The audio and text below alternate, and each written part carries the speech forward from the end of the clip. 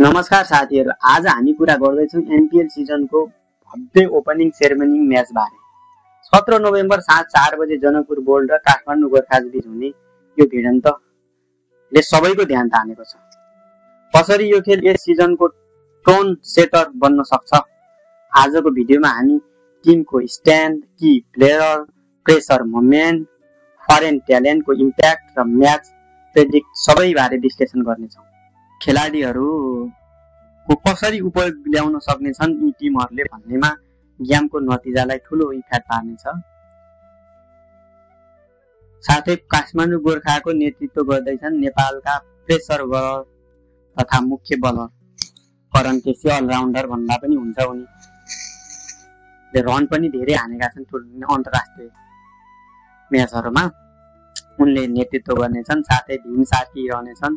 नेपालका हिटर्सम्यान मोहम्मद आदिल आलम पनि रहनेछन्। रसिद खान पनि रहनेछन् र सबैभन्दा बढी विदेशी खेलाडी यो सिजनमा भेट्टाउने काठमाडौँ गोर्खाजले 6 जना प्लेयरहरू छ। अब ती प्लेयरहरूलाई कसरी उपयोग गर्नेछ त्यसले पनि यो गेमको नतिजालाई ठूलो इफेक्ट पार्नेछ।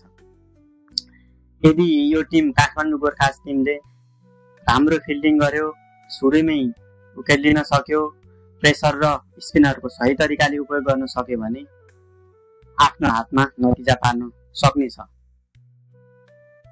साथै जनकपुर बोल्डले पनि अनिल शाहले नेतृत्व गरिरहेका छन्। अनिल शाह र करण केसी बीचको ठूलो भिडन्त मानिनेछ। अब कसले जित्नेछ त भन्ने कुरा यी दुई जनाहरूको खेलको प्रभावले पनि ठूलो इफेक्ट पार्नेछ। यिनीहरूले कसरी टिमलाई प्रभाव पार्न सक्छन्, यिनीहरूले ठूलो इफेक्ट पार्नेछ। साथै अर्का की प्लेयर हुन् आसिफ शेख र विदेशी प्रेसरहरू गोर्खाजका विदेशी प्रेसरहरूले आसिफ शेखलाई छिटै आउट गर्न सक्यो भने यो नतिजा गोर्खाजलाई पनि जान सक्छ। साथै टप अर्डरमा स्ट्याब्लिट रहन सक्यो, स्ट्याब्लिट र प्रेसर एट्याक। अब टप गोर्खाजको ले प्रेसर एट्याकले टप अर्डरलाई कसरी ह्यान्डल गर्न सक्छ बोल्डको, त्यो कुरालाई पनि नतिजा ठूलो इफेक्ट पार्नेछ। साथै ललित नारायण धाजवंशी र गोर्खाको विदेशी खेलाडीहरूको खेलले पनि ठूलो इफेक्ट पार्नेछ। किनकि नेपालका एकमात्र best spinner, left hand spinner, उनले गोर्खाजका विदेशी खेलाडीहरूलाई कसरी छिटै विकेट लिएर